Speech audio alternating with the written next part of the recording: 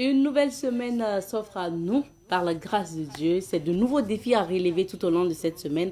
On vous souhaite de réussir les défis de cette semaine. Madame, Messieurs, fidèles téléspectateurs, bonjour et bienvenue à cette nouvelle semaine de présentation de l'émission Bonjour le Faso. Nous sommes avec une nouvelle équipe de réalisation, mais c'est toujours le même objectif, vous apporter de l'information et de la découverte à travers, bien sûr, cette émission. Merci de votre fidélité. Cette semaine, direction Tengango, et à Tengango, on part découvrir l'espace des nouvelles idées de Tengango qui a rajeuni pour l'année 2024, qui a rajouté des statuts qu'on va découvrir ensemble à travers la rubrique à la découverte de. Aujourd'hui, pour la revue de presse, nous serons avec Elhaj Amadé Soro qui va partager l'actualité avec nous. Et puis, bien sûr, dans la rubrique invité du jour, nous parlerons aussi du voyage de Cuba, du centre Thomas Sankara avec l'artiste musicien Océan. Il va nous dire ce qui s'est passé à Cuba puisque le centre Thomas Sankara du Burkina a initié un voyage à Cuba. On va connaître les objectifs de ce voyage également. Et plus tard, on fera le point sur la commémoration aussi de la journée mondiale de lutte contre le sida au niveau du Burkina Faso. Merci de votre fidélité. Merci d'être avec nous. On part tout de suite et maintenant pour la première rubrique, c'est à la découverte 2. Découverte 2, c'est notre rubrique qui nous amène et qui vous amène notamment à voyager, qui vous amène à la découverte du Burkina Faso, que ce soit des sites touristiques, politiques, culturels et artistiques du Burkina Faso. Et cette semaine, on découvre l'espace des nouvelles idées de Tengango, qui est un espace culturel, artistique et touristique que vous pouvez découvrir en partant tout simplement à Tengango. Alors, l'espace des nouvelles idées de Tengango est situé justement à Ouagadougou, donc à Tengango. Cet espace a été créé en 2012 par le PDG de Savan Media, Boubacar Zida Dissinaba. L'objectif d'un tel espace est de promouvoir la culture et la production cinématographique. C'est un espace de production de films et la réalisation de clips vidéo. Cet espace peut également servir pour des cérémonies et événements. Nous décidons de vous parler à nouveau de l'espace des nouvelles idées car notamment en mai 2024, des monuments ont été dévoilés au public. Ce sont des monuments dédiés aux grandes personnalités ayant marqué l'histoire du Burkina Faso. Ce sont au total 8 monuments conçus à l'effigie de personnages historiques du Burkina Faso. Dans la rangée des 10 monuments, on peut voir dès le début la princesse Nyenenga perchée sur le mythique cheval, son mythique cheval du moins la lance au poing. Et à la fin donc de la rangée, on retrouve Gimbi Ouattara, figure majeure de la lutte pour l'indépendance et grande diplomate. Les deux femmes encadrent des statuettes de chefs ayant marqué l'histoire du Burkina Faso. On peut retrouver aussi la statue de Bado Simandari, plus connu sous le nom de Aoussa de Fadangourma, chef reconnu pour son rôle dans la cohésion sociale de la région. On retrouve également la statuette du grand combattant et résistant Moronaba Boukari Okutu Diwobgo. Il y a également des statues de l'actuel Moronaba Bango, de Naba Tigre de Tenkodgo, de Naba Sonré, de Naba Kiba du Iatenga. À l'intérieur du site, les visiteurs ont également la possibilité d'admirer les effigies des 12 chefs d'État ayant dirigé le Burkina Faso, donc de Ouézin Koulibaly à Ibrahim Traoré. Chacune de ces statues rendent hommage aux contributions et aux défis surmontés par ses leaders dans la construction de la nation. Selon le promoteur de l'espace des nouvelles idées, Boubacar Zidadi Senaba, ce projet vise à retracer l'histoire des grandes figures du Burkina et à éduquer les jeunes générations sur leurs racines profondes. Pour le PDG du groupe Savan Media, promoteur également de l'espace des nouvelles idées, la plupart de nos enfants connaissent mieux l'histoire de personnages historiques mondialement connus comme Napoléon, mais ignorent celle de nos grands hommes tels que Naba Wobgo. Donc pour lui, il était temps de renouer avec notre histoire, notre propre histoire, et c'est l'objectif de l'espace des nouvelles idées. Il faut rappeler que l'espace également est ouvert au public pour ceux qui veulent bien visiter ou donc pour l'organisation d'activités. Alors, nous espérons que vous avez beaucoup appris concernant l'espace des nouvelles idées de Tengango. Nous y sommes en tout cas cette semaine pour vous faire découvrir ou redécouvrir cet espace. C'est sûr que quand vous partez à Tengango, vous voyez juste au bord du goudron ces statuettes-là. Et puis, vous avez la possibilité de vous arrêter, d'admirer et de prendre des photos. Et surtout aussi de faire des incursions en entre groupes, en groupe du moins, pourquoi pas, pour découvrir l'histoire donc de ces personnages et personnalités du Burkina Faso. Merci de votre attention. On marque une petite pause et juste après, on retrouve LH pour les informations. L'actualité est marquée aujourd'hui par la formation du nouveau gouvernement, par le nouveau Premier ministre. On en parlera aujourd'hui dans la phase commentaire, mais avant, on connaîtra les titres de ces journaux-là avec Elhaj Amadé Soro qui est sur le plateau avec nous.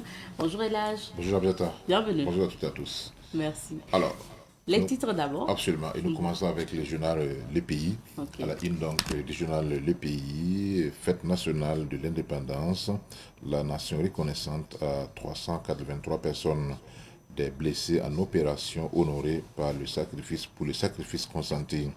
Nonce de palissandre de la RTB Radio sous le signe d'une société solidaire, unie et résiliente. Nouveau gouvernement burkinabé bio express du nouveau chef, du nouveau Premier ministre Jean-Emmanuel Ouedraogo. La liste complète des membres, les nouveaux ministres en images. Confidence du week-end Forces armées nationales des officiers radiés. À la suite du journal Le Pays, maintenant le quotidien, donc du journal Le Quotidien, présidentiel au Ghana, John Dramani Mahama, de retour aux affaires, nouvelle équipe gouvernementale au Burkina, Rim Talba Jean-Emmanuel Ouedraogo nommé Premier ministre. La liste des membres de son gouvernement, les Fête nationale de l'indépendance, la nation reconnaissante à 383 personnes pour leur engagement. Le voyageur de Guéna, Kaya, des hommes à couteau tiré à cause d'une femme. Burkina, plus d'1 637 personnes ont rejoint les localités d'origine au 30 novembre 2024.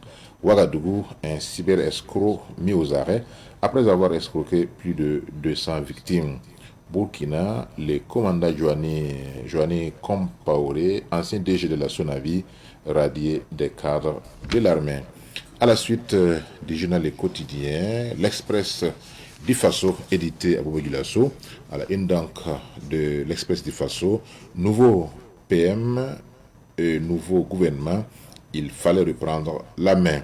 Nomination du Premier ministre, c'est qu'en pense Abdul Karim Sango. Sofitex, mettre fin à la spéculation autour de la graine de coton. Simple détail, échange des prisonniers entre Ouagadougou et Yamoussoukro. Tant mieux, Mali dégel politique au bord du Djoliba. Chambre de commerce et d'industrie, bientôt un parking de gros porteurs à Ouissa pour fluidifier le trafic routier. Nous poursuivons avec cette fois-ci Sidoaya, le journal de tous les Burkinabés, à la une donc de Sidoaya, Rim Talba Jean-Emmanuel Ouedraogo, Premier ministre, l'homme qu'il nous faut. Célébration du 11 décembre, 383 Burkinabés congratulés pour leur dévouement à la nation. Éditorial, un nouveau pas. Burkina Faso, le nouveau gouvernement en image. Et nous poursuivons cette fois-ci avec Aujourd'hui au Faso. À la une d'Aujourd'hui au Faso, John Mahama Dramani, élu président du Ghana, Dramsor éteint digital et bonifie la démocratie. Chute, fuite et fin du massacreur en Syrie vue d'Afrique. Grandeur et misère d'un satrape du Moyen-Orient. Rim Talba, Jean-Emmanuel, nouveau PM. Un journaliste à la primature, les choix de la raison. Nouveau gouvernement Ouedraogo 1, 3 à la trappe et 3 en ministre d'État. La nouvelle équipe en image. Waïgia, retour de la lune pour le Nabakiba Diatenga. News du jour, un jugement par contumace souhaité par le Code MPP et la CCVC. Des commandants radiés de l'armée et réouverture de la cathédrale Notre-Dame de Paris, culte culturelle et politique en osmose. Nous poursuivons, nous terminons donc avec le journal L'Observateur Palga. À la une de l'Obs, Jean-Emmanuel Ouedraogo, nouveau chef du gouvernement, Rim Talba ou les choix de la confiance. Le PM qu'il nous fallait. La liste du nouveau gouvernement.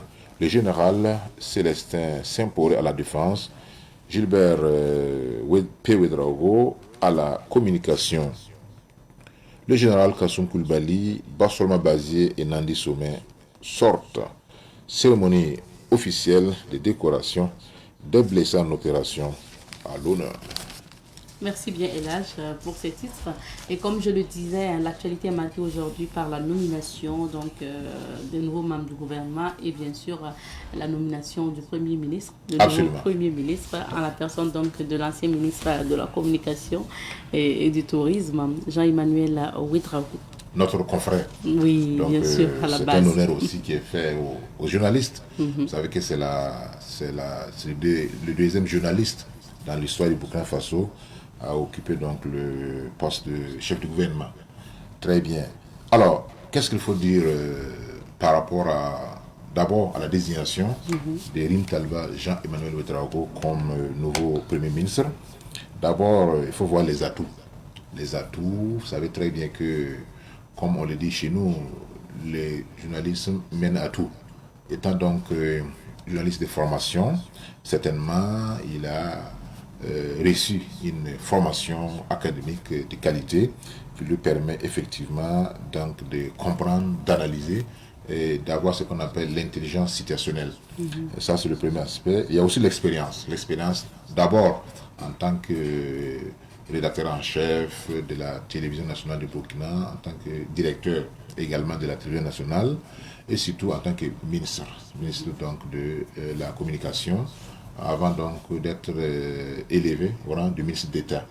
En termes d'expérience, c'est un homme d'expérience qui a donc la connaissance des dossiers, notamment les dossiers importants de la République.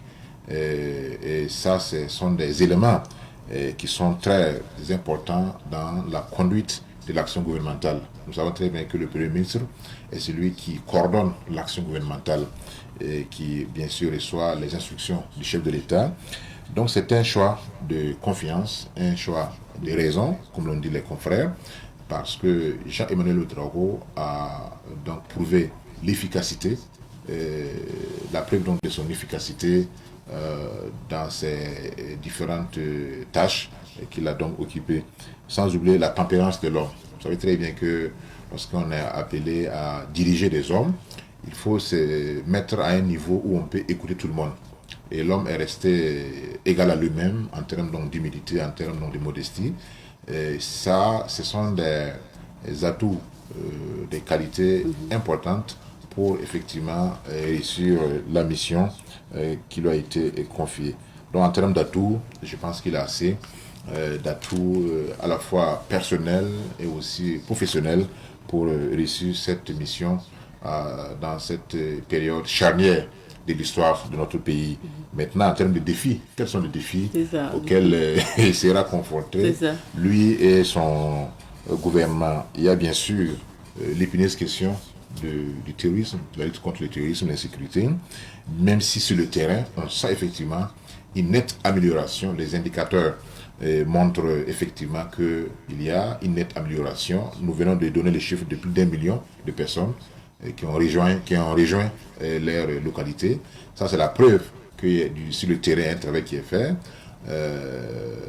Les acquisitions en termes donc de moyens militaires, en termes donc de matériel militaire, à mon avis, va se poursuivre, puisque la vision, comme l'a dit le chef de l'État, le capitaine Ibrahim Traoré, c'est de se préparer à la guerre de haute intensité, surtout à la lumière de ce qu'on voit ailleurs. Aujourd'hui, une nation faible, une nation dont l'armée est délabrée, n'est pas une nation qui compte. C'est pourquoi je pense que sur ce terrain, alors, il va continuer à implémenter, n'est-ce pas, les orientations du chef de l'État en termes d'acquisition de moyens roulants pour l'armée et pour, bien sûr, les autres aspects. Sans oublier, bien sûr, l'autre question, l'autre épineuse question de la vie chère. Effectivement, alors, partout, nous sommes des journalistes, nous entendons les cris des populations par rapport à la cherté des denrées alimentaires. Et ce n'est pas pour rien qu'il y a même des descentes du ministère du Commerce pour voir, puisqu'il y a certains commerçants qui haussent, n'est-ce pas, les prix comme ça, sans tenir compte effectivement de la situation. Et des efforts également doivent être faits à ce niveau pour soulager un temps soit peu les populations. Peut-être le troisième élément, c'est naturellement la consolidation de la construction de l'AES. Parce que maintenant, le destin des trois pays est lié, celui donc du Burkina Faso, du Mali et du Niger. Donc, en tant que numéro 2 de l'exécutif, en tant que chef du gouvernement, il aura naturellement à se pencher sur les grands axes, sur les grands thèmes de l'AES, notamment les trois piliers appelés la défense, la sécurité et la diplomatie. Sur ce volet, il donnera certainement donc des instructions aux ministres concernés pour que l'AES puisse continuer son ascension, son affirmation en tant qu'un acteur majeur de la géopolitique africaine, pourquoi pas internationale. Et bientôt, en janvier, le Burkina Faso, le Mali et le Niger vont acter leur sortie de la CEDEAO. Et certainement, d'autres questions se poseront aux trois pays à cette échéance-là. Comme on dit, gouverner, c'est prévoir, c'est anticiper. Et je ne doute pas certainement que des actions sont en réflexion à ce niveau pour anticiper les probables répercussions de la sortie officielle de ces trois pays de la CEDEAO. Nous sommes dans un monde interconnecté, globalisé. Et si vous appliquez des textes ou si vous prenez des mesures coercitives par rapport à un autre pays ou par rapport à un ensemble, cet ensemble aussi va appliquer donc, le principe de réciprocité. Donc pour cela, je pense que des réflexions sont en train d'être menées pour éventuellement anticiper les effets pervers, si effet il y en a, par rapport à cette question. Maintenant, peut-être un mot sur les ministres qui n'ont pas été reconduits, notamment le ministre de la fonction publique, le ministre d'État, Pascal Bazier, ainsi que donc le général de brigade Kassoum Koulibaly, sans oublier bien sûr l'action humanitaire, Madame Nandi Somé. Ça, on peut comprendre. Hein, oui, avec cette affaire de détournement dans son ministère, les gens s'attendaient effectivement à ce qu'il y ait une action à ce niveau. Pour les autres, peut-être, est-ce que c'est l'âge, notamment même le Premier ministre. Il y a des hypothèses qui disent est-ce que c'est pas lui-même qui a demandé à être mis de côté, ou bien est-ce qu'il y a un problème de cohésion au sein de l'équipe gouvernementale. Tout est possible. Vous savez que quand un groupe d'hommes, d'humains se retrouvent ensemble, forcément il y a des risques qui peuvent sortir. Ça c'est humain, c'est compréhensible. Et le chef de l'État en tant que premier responsable du pays a donc la lourde responsabilité de veiller à la cohésion, de veiller, n'est-ce pas, à ce qu'il y ait une certaine symbiose dans la marche de l'État. Voilà, grosso modo, ce qu'on peut dire par rapport à cette nouvelle équipe gouvernementale, à qui nous souhaitons bien sûr un plein succès, un bon vent pour relever les défis qui se présentent au Burkina Faso, notamment la véritable question de la refondation de la nation burkinabé. Et le nouveau gouvernement, je pense qu'il n'y a pas eu trop de changements. Pas eu quelques changements, comme nous l'avons dit, 3 ou 4. Le reste, l'équipe est restée intacte. Alors, on part en Syrie pour parler de la chute du pouvoir. Absolument. À Damas, le régime de Bachar el-Assad est terminé. À l'issue d'une offensive de moins de 2 semaines, on a donc senti une sorte de soulagement de la part de la population, puisqu'il faut le dire, même si on n'a pas assez de temps pour entrer dans les détails, c'est un régime naturellement qui est fondé sur une obédience minoritaire, en l'occurrence alawite, dans un pays à majorité sunnite. Plus de 75% de la population syrienne est sunnite, tandis que le régime, c'est un régime certes laïque qu'on appelle baassiste, mais issu de la minorité chiite. C'est vrai que c'est en 1970 que Assad, père, Hafez Assad, a pris le pouvoir à l'issue d'un coup d'État a dirigé le pays d'une main de fer. Il y a même eu des villages entiers qui ont été bombardés par le régime pour maintenir effectivement sa domination sur l'ensemble du pays. Et finalement, on peut donc dire que la Syrie est aujourd'hui la victime indifférée du printemps arabe qui a commencé en 2011. Vous savez très bien qu'en 2011, le régime de Bachar al-Assad était à deux doigts de tomber. Il a fallu donc l'intervention du grand allié russe pour effectivement sauver le régime de Bachar al-Assad. En ce moment, le régime avait une certaine popularité au niveau de la population, mais récemment, il y a donc quelques jours, on a senti, ça peut être les effets pervers de la longue guerre, plus d'une décennie, et que également, dans un contexte également de tension régionale, on a vu l'offensive israélienne au niveau de la Palestine, notamment contre les Hamas. On a vu également les bombardements israéliens au niveau du Liban, sans oublier les attaques et contre-attaques entre l'Iran et Israël. Il y a eu même le territoire syrien a été plusieurs fois bombardé par Israël. Et que côté nord, donc avec la Turquie, qui a des intérêts naturellement à ce qu'il n'y ait pas un État kurde. Vous savez, les Kurdes, c'est une communauté qui est répartie entre la Turquie, l'Irak, l'Iran et la Syrie. Et c'est une communauté qui a été naturellement brimée par le régime bassiste de Hafez al-Assad, puis de Bachar, ainsi que de Saddam Hussein. Et cette communauté-là est en train donc à porter main forte, n'est-ce pas, aux rebelles et aux insurgés et à l'armée syrienne libre, et qui ont donc mené une action coordonnée qui a abouti, n'est-ce pas, à la chute du régime. Donc, on n'a pas le temps pour revenir en détail sur cette actualité, mais je pense que dans d'autres occasions, on pourra y revenir. Merci bien, Elash. Merci. On va maintenant tourner dans quelques villes d'affaires pour découvrir les couleurs du temps et on retrouve nos invités juste après. L'état civil, c'est Monsieur Augustin Passamde Sawadgo, dit Océan, artiste musicien. Aujourd'hui, on le reçoit en qualité de communicateur du centre Thomas Sankara. Bonjour Océan. Bonjour. Bienvenue. Merci. Bienvenue chez vous. Et surtout, merci à la maison pour les cafés chauds. Merci beaucoup Océan. Ça fait plaisir. Alors, super. Alors, aujourd'hui, on parle donc du centre Thomas Sankara et surtout, on fait le point de votre voyage à Cuba.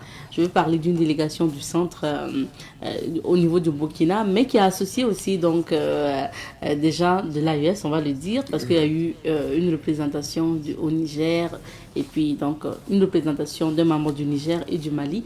Alors, avant de parler de ce voyage à Cuba et des objectifs de ce voyage, on va dire quand même un mot sur le centre Thomas Sankara, qui n'est pas tellement connu, hein. Ça commence à venir, mais pas tellement connu quand même du Burkina ou des Burkinabés. Le centre Thomas Sankara. C'est vrai, le centre Thomas Sankara a même célébré son 3e anniversaire cette année. Ok. À cette occasion, nous avons invité la presse, dont naturellement Savane à travers M. Rabo. Donc en 3 ans, le centre, déjà, en tout cas à sa naissance, s'est fixe pour objectif de participer à la formation idéologique et politique des masses au Burkina Faso. Et il y a 3 ans de cela, ce n'était pas évident parce que l'environnement politique n'était pas trop révolutionnaire comme maintenant.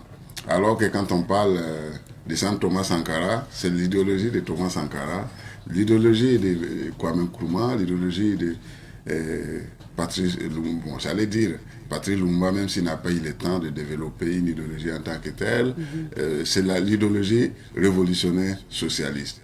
Donc, comme l'a dit Thomas Sankara, dont le centre porte le nom, un militaire sans formation idéologique et politique n'est qu'un criminel en puissance. Nous, au centre Thomas Sankara, nous disons que nous sommes des habitants.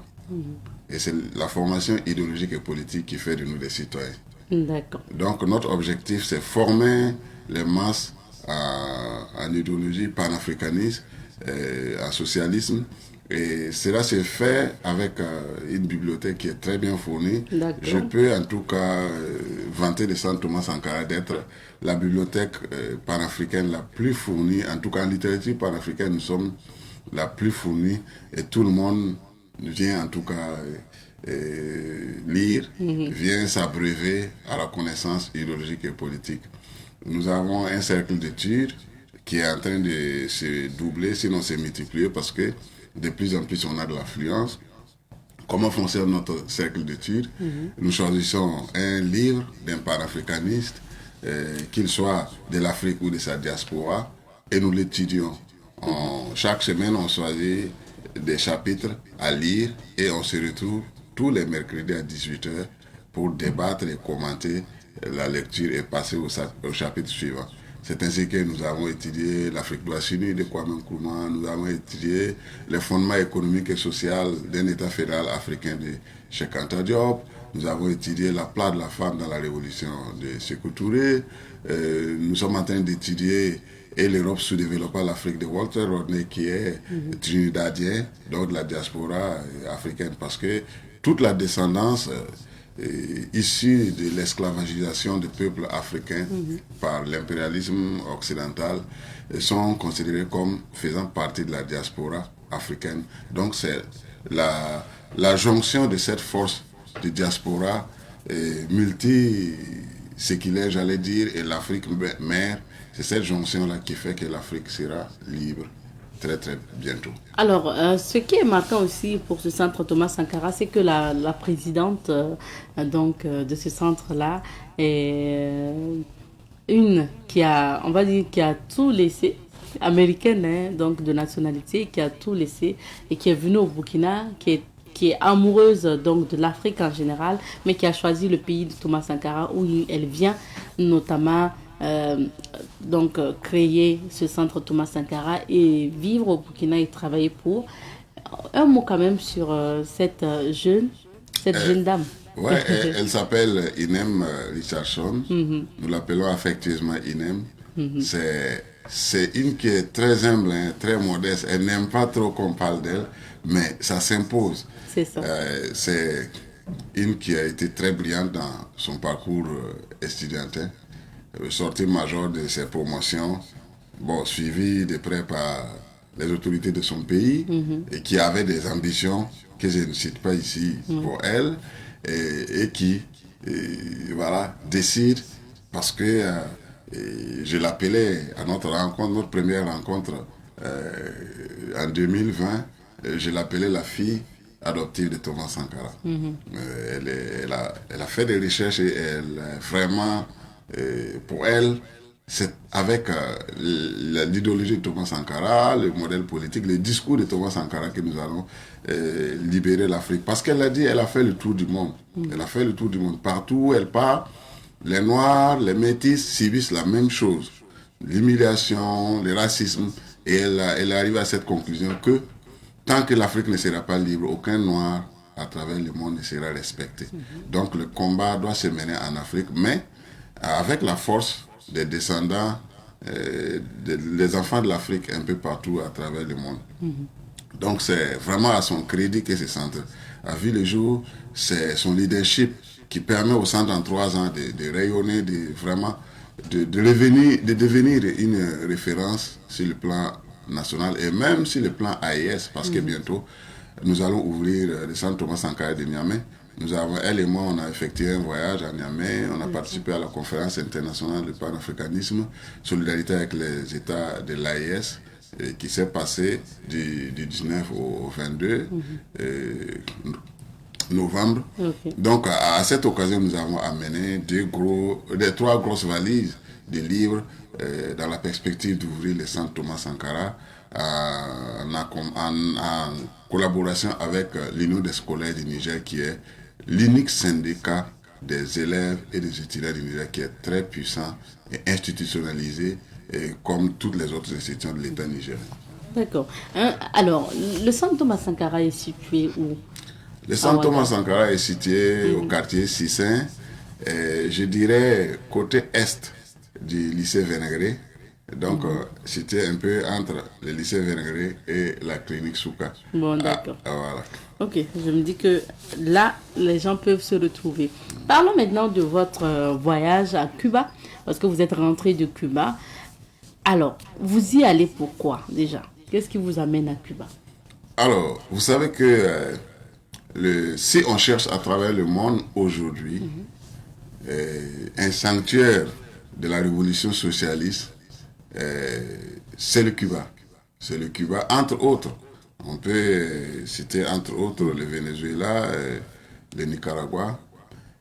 Sinon, la Chine, qui est officiellement communiste, est économiquement libérale. L'Union soviétique qui était socialiste, aujourd'hui la Russie est dans une dynamique révolutionnaire. J'allais dire,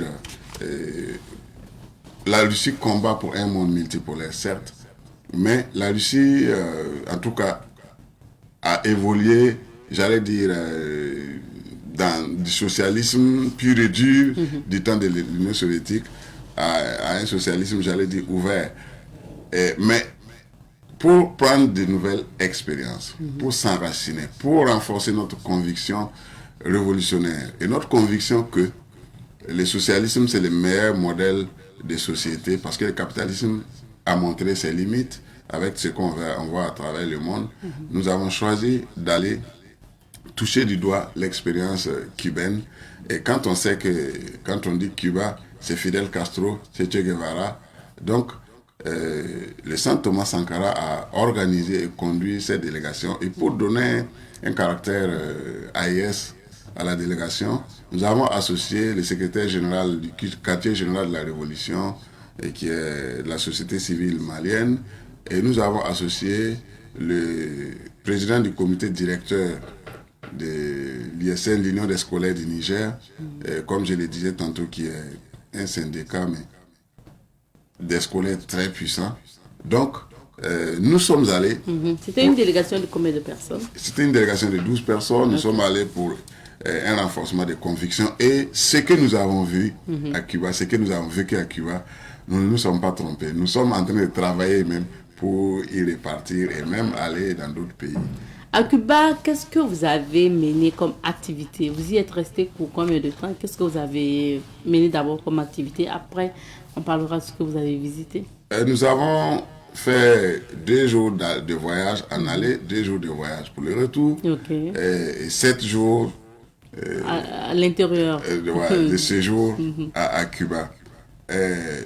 Il faut dire que la délégation de voyage est organisée en collaboration avec l'ICAP, l'Institut cubain d'amitié avec les peuples, qui est une création de Fidel Castro, qui est une institution de l'État cubain. Donc, quand nous sommes arrivés de la première heure à la dernière heure, tout le programme était minutieusement préparé et il n'y avait pas de temps à perdre. Nous sommes allés d'abord à la Maison de l'Afrique. La Maison de l'Afrique, quand vous y entrez, vous avez les masques des peuples d'Afrique, dont des masques de certaines ethnies du Burkina Faso. Vous avez le nombre, le répertoire des ethnies qui ont été, suite à des études scientifiques, retrouvées parmi les personnes africaines esclavagisées, parce que c'est l'expression qui est utilisée là-bas. Nous, on dit les esclaves, ils disent non. Quand on dit les esclaves, c'est comme si il y a des gens qui sont nés esclaves, mais c'est des personnes esclavagisées. Donc, ils ont été faits esclaves. Donc, ils ont été faits esclaves. Donc, de ces ethnies-là, il y a 120 ethnies africaines qui ont été répertoriées parmi la population actuelle. Donc, ici, de ces ethnies, dont, dans ma curiosité burkinabé, j'ai jeté un coup d'œil et j'ai vu que les Moussis sont cités, les Peuls, donc les Yoruba, entre autres.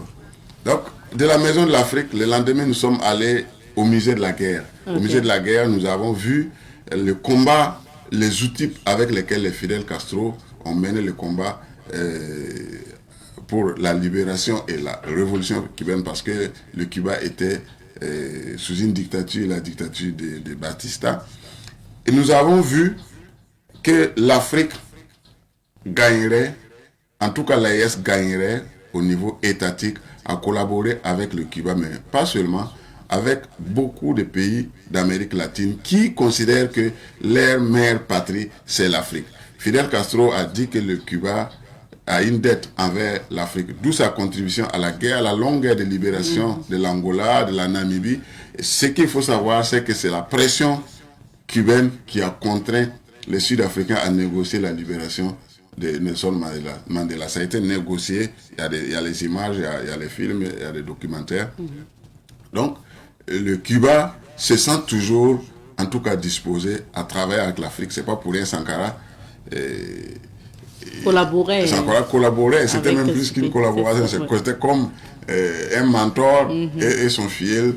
Et beaucoup de similitudes, de modèles organisationnels de masse populaire entre le Cuba. Il y a les CDR à Cuba, il y a les pionniers jusqu'à présent. Et là-bas, il n'y a pas d'élection avec des campagnes à jeter de l'argent. Non, c'est ton CV. C'est à partir de ton CV que tu deviens CDR du quartier. Et à partir de ce que tu as fait en tant que CDR du quartier, tu es élu comme conseiller à la municipalité. Et si tu continues à être vraiment dynamique et la population se reconnaît en ce que tu fais, tu peux devenir député et le président est élu par les députés et son élection est validée par le Conseil constitutionnel. Ah ouais. Personne ne dépense un franc pour battre campagne, mentir et truquer des élections pour passer. Donc, mais ce qui nous a profondément touché, c'est quand nous sommes allés dans une ville, je ne sais pas si je vais... Oui, allez-y, on va continuer. Nous sommes allés dans une ville qu'on appelle Matanzas. Matanzas, nous avons vu que les esclaves, non seulement la souffrance à la capture, la souffrance tout au long du voyage, où beaucoup meurent, arrivés au débarquement encore, ceux qui sont considérés comme rebelles, sont punis, sont torturés, sont fusillés. Et nous avons visité ce fort-là, c'était très saisissant. Et il y a une parole qui nous a été dite là-bas. Je vous assure que c'est une population métissée. Il y a les autochtones, ce qu'on appelle les Amérindiens.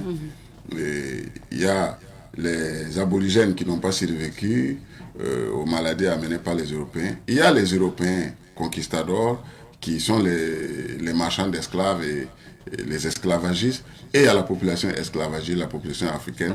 Mais le Cuba, à travers la révolution de Fidel Castro, a réussi à mettre les citoyens cubains, tous les citoyens cubains, sur le même pied d'égalité. Il n'y a aucun racisme là-bas. Et même les Cubains blancs se considèrent aussi africains. Ce qui m'a tiqué d'entrée, notre première réception, notre guide qui est un blanc puissant, s'il faut le dire, quand il s'est servi la boisson, il a versé par terre. Ça m'a tiqué. Avant de boire. Comme ce qu'on voit. Comme dans nos villages en Afrique. Il me dit que non, que lui, il est adepte du Tchango. Tchango qui est une religion pratiquée là-bas avec de l'initiation que les esclaves africains ont pu conserver. Donc, comme il n'y a qu'une culture et qu'il n'y a que les citoyens cubains, tous les citoyens, en toute liberté, pratiquent la spiritualité qui leur conduit. Assez de choses que vous avez pu découvrir, donc on va quand même voir les images, parce que vous avez ramené aussi des photos de vos visites. On regarde les images ensemble avec la complicité de Mariette. Et on commande? Oui, bien sûr. Vous allez nous dire, vous étiez où quand en fonction des photos. Okay. Bon, en attendant que les images arrivent, est-ce que quand vous visitez Cuba, vous écoutez ce qui est dit, vous rencontrez ces personnes-là, et surtout, parce que là, c'est ciblé, c'est plutôt vraiment le côté révolutionnaire là qui... C'est très intéressant, il faut que je parle de ça avant les photos. Nous avons rencontré le commandant en second de Che Guevara. Che Guevara, c'est le révolutionnaire universaliste, mais parti du Cuba, même si son origine est argentine. Son commandant en second, c'est un black, commandante Drake, qui a fait la guerre de libération, la révolution avec Fidel Castro, qui est venu en Afrique, au Congo, aider Kabila, parce que après l'assassinat de Lumumba, Kabila père avait déjà déclenché la révolution. Il a eu l'accompagnement de Tché. Ça n'a pas marché. Ils sont repartis et c'est en Bolivie que Tché a été capturé et mis à mort. Et son compagnon à 87 ans est toujours solide. Ah oui. Et il nous dit même de l'inviter au Burkina parce qu'il veut revenir. Voilà, c'est ce que je voulais dire justement. Qu'est-ce qu'eux, ils pensent du Burkina? Qu'est-ce qu'on vous dit sur le Burkina? Nous avons rencontré un ministre de l'économie de Fidel Castro. Il a été ministre pendant 16 ans. Il dit la vision, la clairvoyance que notre président Ibrahim Traoré a eue de la fin de l'hégémonie occidentale américaine capitaliste, qu'il y a même des pays dits grands, il y a des leaders de ces pays-là dits grands qui n'ont pas encore perçu ça. Mais c'est fatal, c'est amorcé. Le changement est irréversible. L'hégémonie impérialiste est en train de tomber. Avec la dédollarisation en cours, ça ne va pas rigoler avec les États-Unis parce que c'était du faux. C'est des faux billets qu'ils fabriquaient imposés à l'humanité comme la seule monnaie du commerce international. Alors que la monnaie, ça a des richesses des pays. Mais là, tout le monde est obligé d'acheter les dollars américains pour fonctionner. Donc, ils ont salué cette vision de nos chefs d'État de l'AIS. Actuellement, ok. Et ce que je veux dire, là je lance un appel aux autorités, c'est que si nous nous tournons vers l'Amérique latine, il y a des compétences dont on va bénéficier. Parce qu'avec le blocus américain, les Cubains ont compris très tôt et ils ont développé ce qu'ils ont appelé l'économie de services. Sur une population de 11 millions, le Cuba a près de 3 millions de docteurs dans tous les domaines. Et le Cuba exporte ses compétences à travers le monde et ça fait des devises pour les pays. Et l'Afrique qui a besoin, surtout l'AES aujourd'hui, qui a besoin de compétences pour exploiter son pétrole. Par exemple, ça descend au Cuba parce que c'est un pays producteur de pétrole aussi. Même si ce n'est pas à l'envergure du Venezuela, mais le Venezuela aussi est ouvert. Bientôt, nous sommes en train de travailler pour y aller aussi. Parce que Hugo Chavez aussi avait dit que c'est le sang et la sueur des Africains qui a développé le Venezuela. Donc il y a des compétences qui ne nous seront pas très chères. Parce qu'il faut le dire, on a la même vision, un monde multipolaire. Nous sommes des cousins. À telle enseigne que la population là-bas, jusqu'à présent, je vous dis, madame, ils croient dur comme fer que quand ils meurent, leurs âmes retournent en Afrique. Cette Afrique que des gens fuient est considérée comme la terre promise. Hein? Donc, il y a une chanson même à travers les visites là que j'allais dire, j'ai été inspiré. L'Afrique doit tendre sa main aux descendants, à ses petits-fils, aux fruits de ses entrailles qui se trouvent à travers l'Amérique latine, avec beaucoup de compétences, de savoir. Et on parlait tantôt de notre présidente. Elle fait partie de ces compétences-là. Ah oui, donc vous pensez qu'aujourd'hui, nos dirigeants devraient se tourner vers justement des pays comme Cuba pour avoir des compétences. Qu'est-ce qu'on devrait prendre de ce pays-là aussi? Ce pays, comme je le disais tantôt, ce pays a compris que la plus grande richesse, c'est l'homme lui-même. L'homme lui-même. Il faut donc l'école est gratuite. Ah oui. L'école est gratuite jusqu'au niveau où ton cerveau te limite. Et je vous dis, le monsieur qui nous a servi de guide est un ingénieur en aéronautique.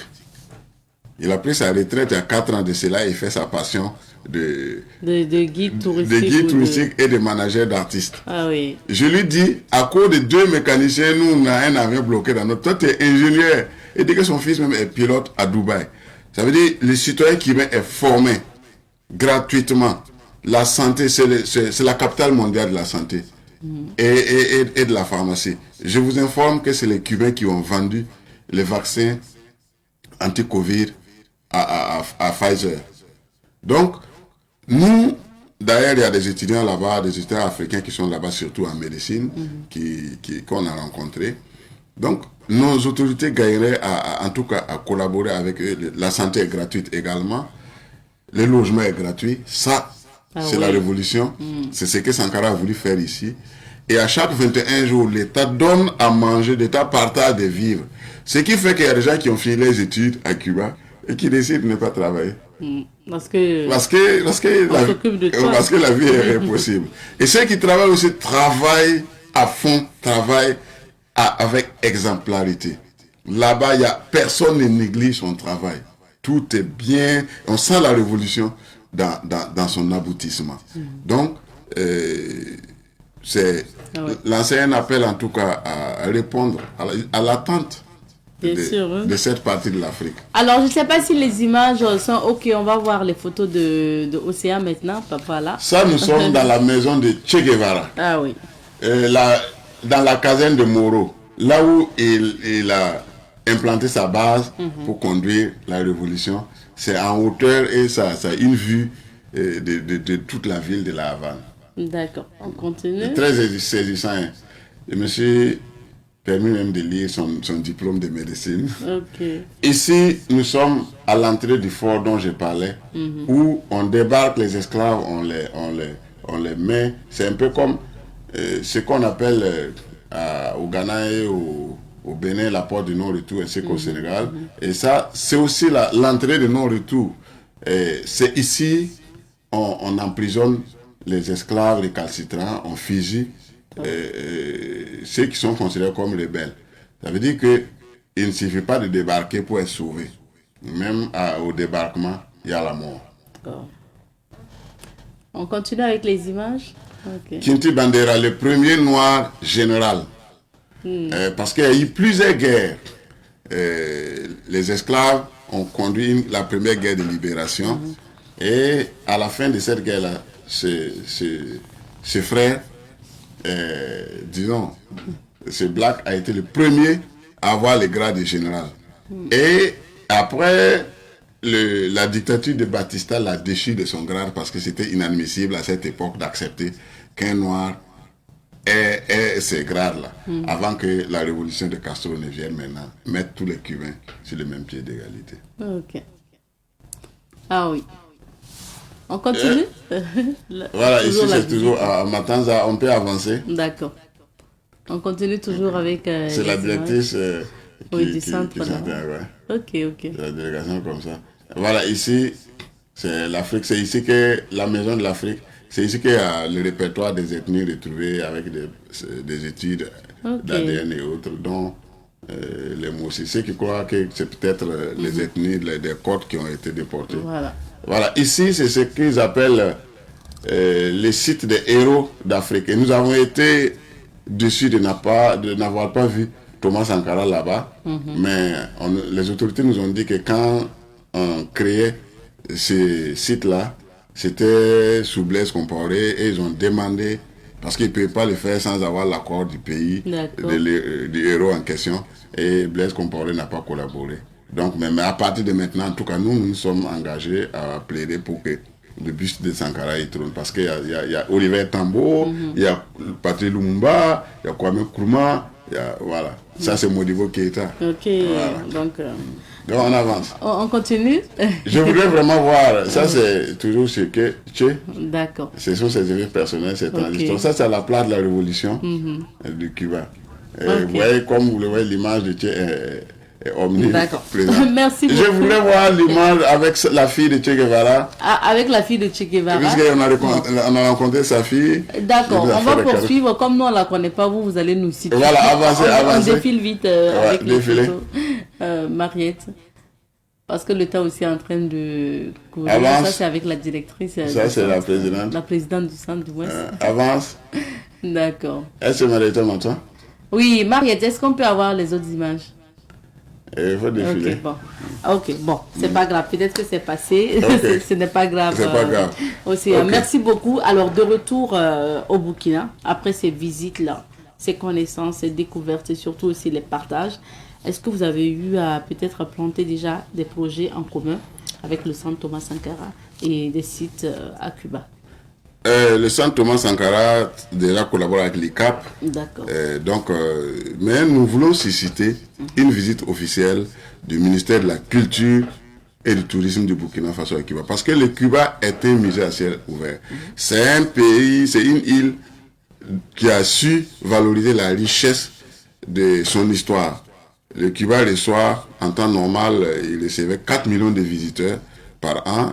Après Covid, ça avait chuté. Ils sont en train de remonter à 2023. Ils ont reçu 2 700 000 visiteurs.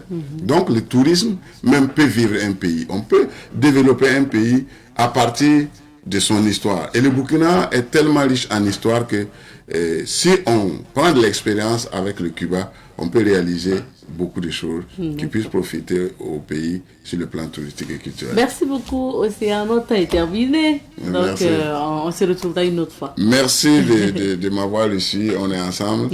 Et merci encore une fois pour l'accueil.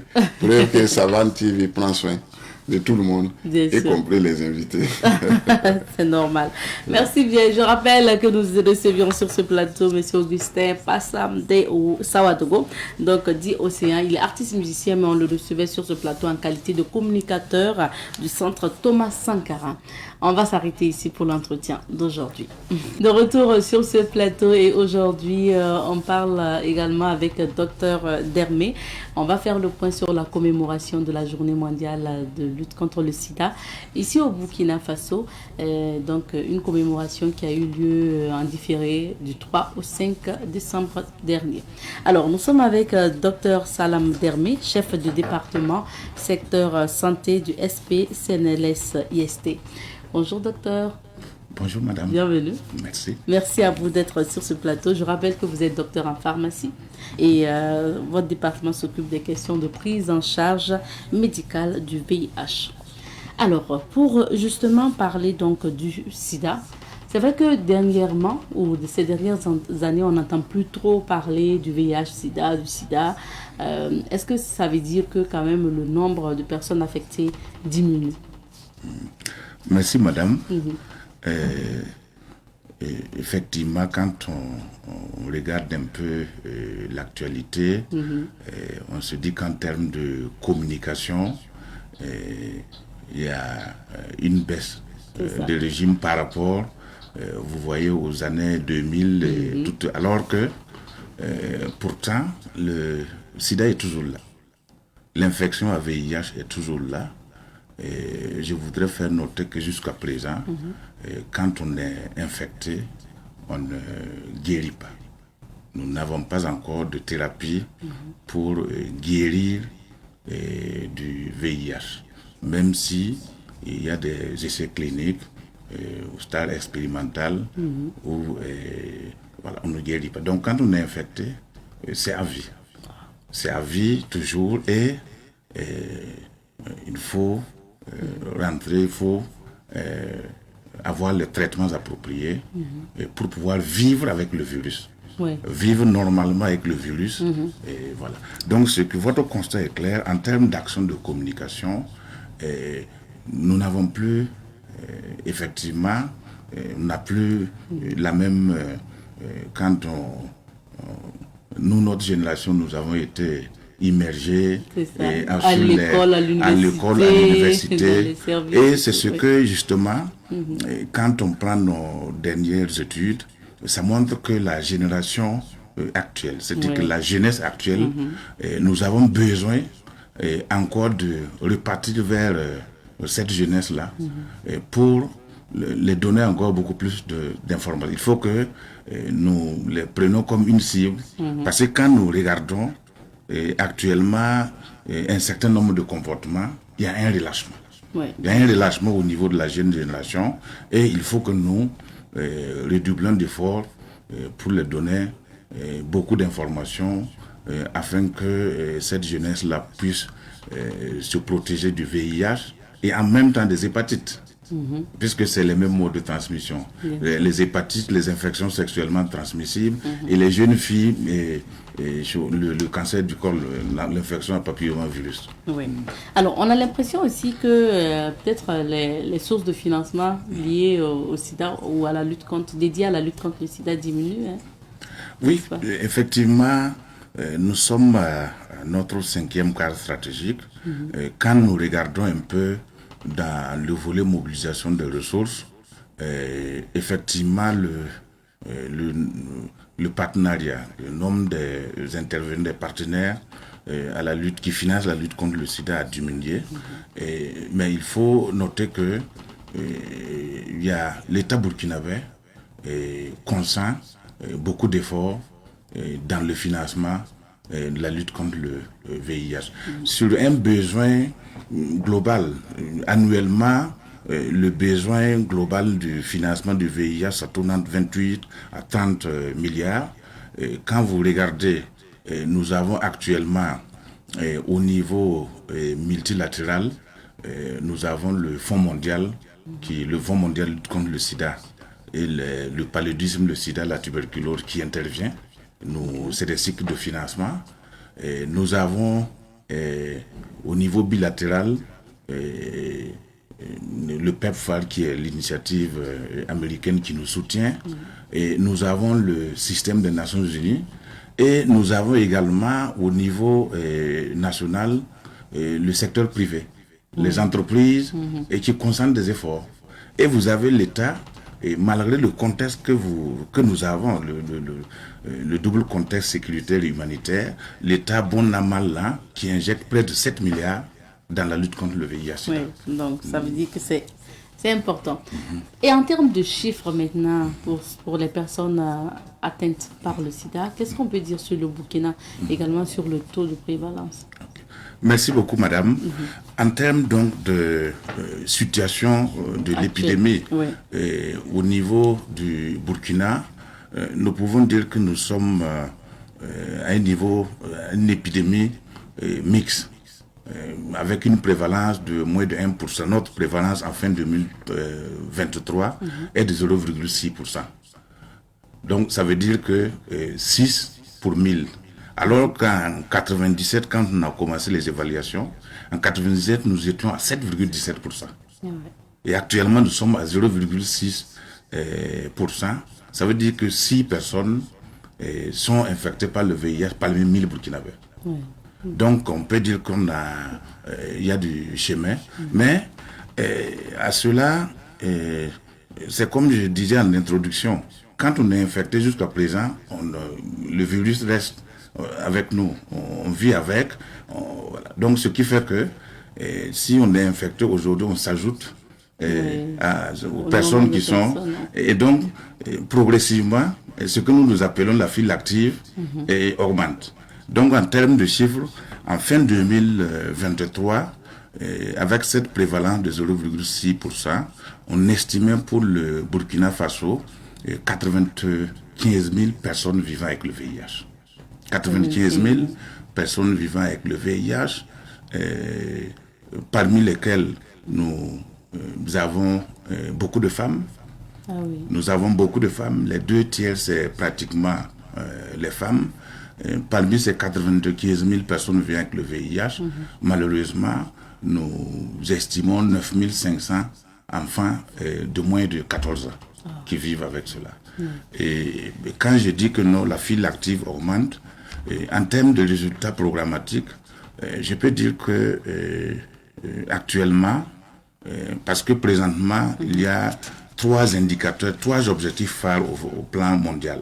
Ce que nous appelons les 3 x 95. Donc le premier 95, sur les 95 000 personnes estimées, en fait, par le dépistage, il faut arriver à identifier les personnes infectées pour les mettre sous traitement. Quand on prend ce premier indicateur, nous sommes en fin 2023, nous sommes à 81 767 personnes vivant avec le VIH qui sont enregistrées dans les 125 sites de prise en charge. Qui se traitent.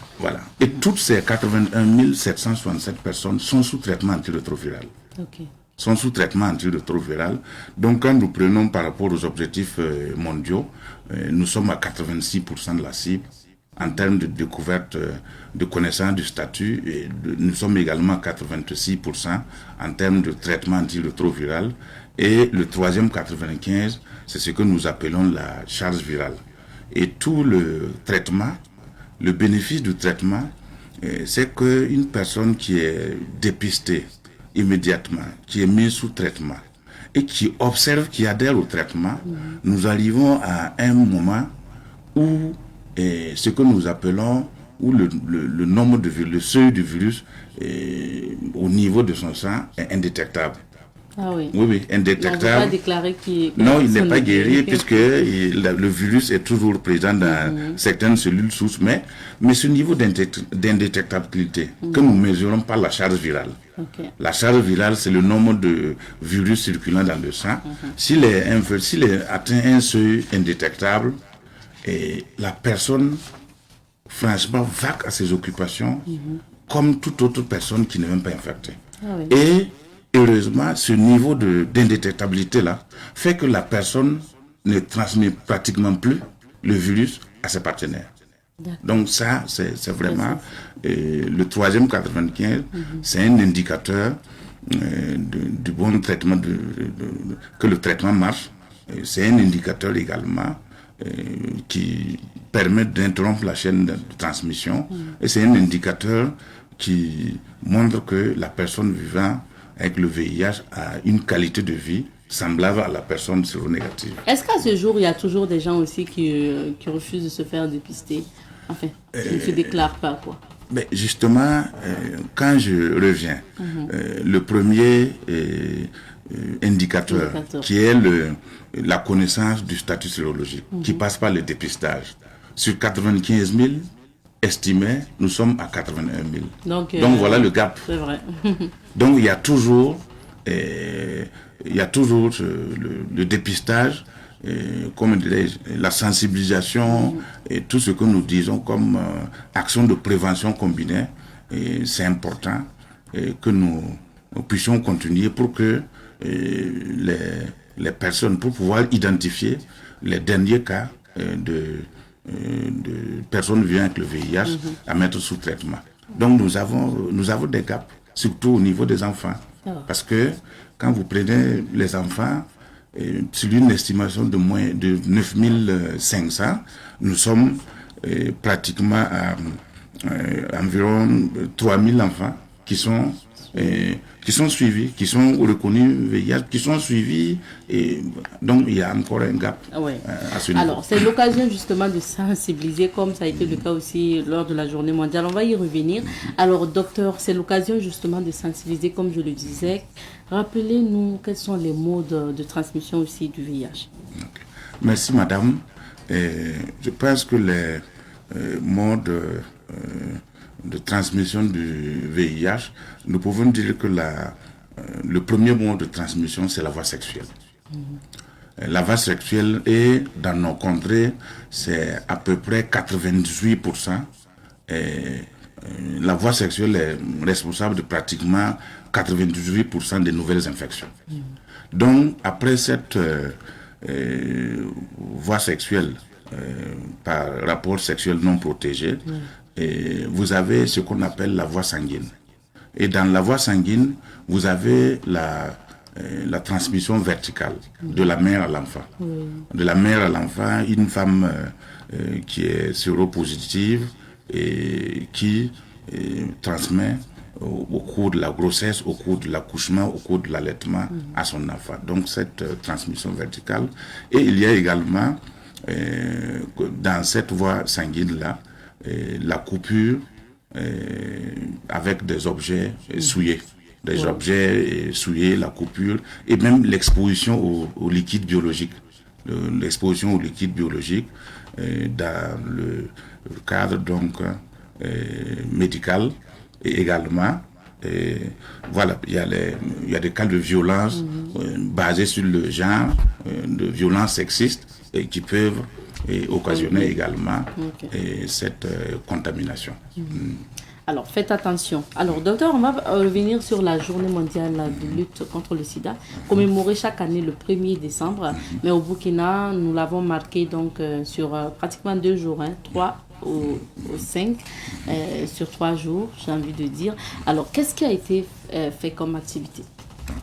Donc, merci beaucoup. Merci beaucoup qu'on revienne sur la commémoration de la journée mondiale lutte contre le sida 2024. Et en principe, c'est le premier. Le premier, c'est dimanche. Et la cérémonie officielle commémorative a eu lieu le 5. Et présidée par Madame le ministre de l'action humanitaire et de la solidarité nationale, qui est l'action sur les deuxième vice-présidente du Conseil national de lutte contre le sida. La cérémonie, mais par cette cérémonie commémorative là, il y a eu un ensemble d'activités et d'ailleurs nous sommes toujours cette émission participe on continue à célébrer. Bien cette sûr. Émission participe donc de cette célébration et donc vous allez voir que dans toutes les régions, à travers les antennes régionales et les acteurs du monde communautaire, il y a des activités de sensibilisation, de dépistage qui se mènent.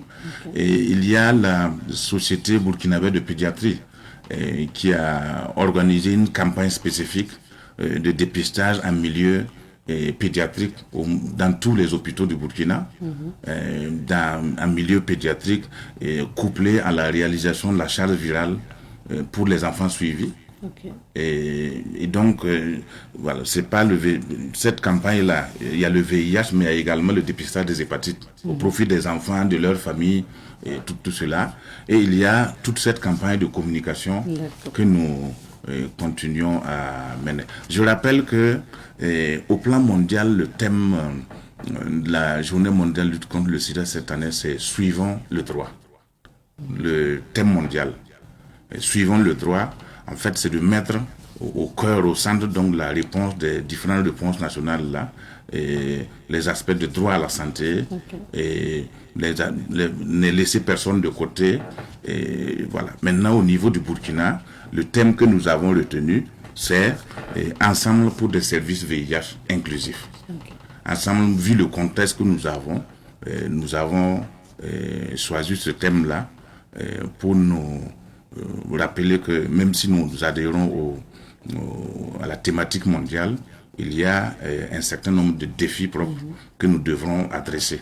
Et donc ce thème-là fait que nous devrons faire en sorte que d'élargir les services VIH, du dépistage jusqu'à la prise en charge, en finissant par la mesure de la charge virale, nous devrons offrir ce service-là de façon inclusive à tous ceux qui en ont besoin, pour ne laisser personne de côté.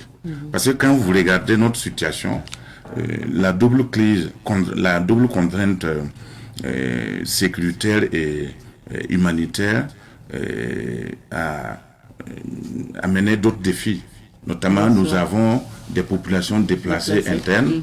Et nous avons, dans le cadre donc de la sécurisation du territoire, nous avons présentement nos forces de défense et de sécurité sont engagées au front avec les VDP. Donc il faut les inclure, il faut les inclure, il faut les prendre en compte, des nouvelles données à prendre en compte. Donc voilà pourquoi nous avons choisi ce thème. Merci bien, docteur. Le temps est terminé. On va quand même prendre votre dernier conseil concernant le dépistage à la population. Ok, merci beaucoup. Ce que je voudrais dire pour terminer, surtout un appel aux jeunes, à la jeunesse, parce que c'est la force motrice, la force qui va contribuer au développement du pays, c'est de leur dire que le VIH, SIDA est toujours une réalité. Et nous leur demandons d'observer des mesures de précaution. Il faut que ce soit souvent quand on regarde, les gens créent les grossesses indésirées plus que, alors que non. La maladie est plus grave. La maladie est plus grave. Et il faut utiliser les préservatifs. Et il faut utiliser correctement le préservatif pour pouvoir se protéger du VIH, des hépatites et des grossesses indésirées. Il faut être fidèle et il faut s'abstenir avant le mariage. Donc je les exhorte à pouvoir maintenir leur capital santé pour contribuer positivement au développement du pays. C'est ça. On a besoin d'une jeunesse en bonne santé et bien sûr qui travaille pour le développement du pays. Merci beaucoup, Dr Dermé, d'être passé sur ce plateau. Je rappelle que Dr Salam Dermé est chef de département secteur santé du SP CNLS IST. On va s'arrêter ici pour cet entretien et on s'arrête ici également pour l'émission Bonjour le Faso. Merci à vous de nous avoir suivis pour ce premier numéro de la semaine. On se retrouve demain, Inch'Allah, pour d'autres aventures. Allez, plus.